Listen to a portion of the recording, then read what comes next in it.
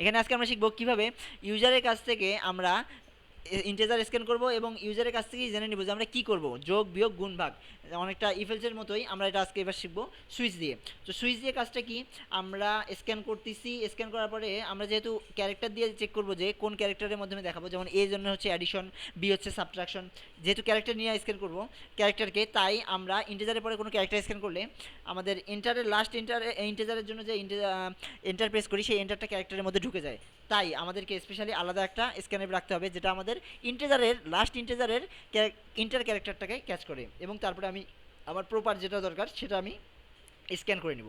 So এখানে scan করলাম। সুইচের কাজটা হচ্ছে কি, সুইচের মধ্যে যাকে নিয়ে কাজ করবো তাকে সুইচের মধ্যে ডিক্লেয়ার করতে হয়। কাকে নিয়ে কাজ করবো, এক্স, এক্স ভেরিয়েবলের মধ্যে কী আছে, এ বি সি ডি, সেহেতু আমরা নিলাম।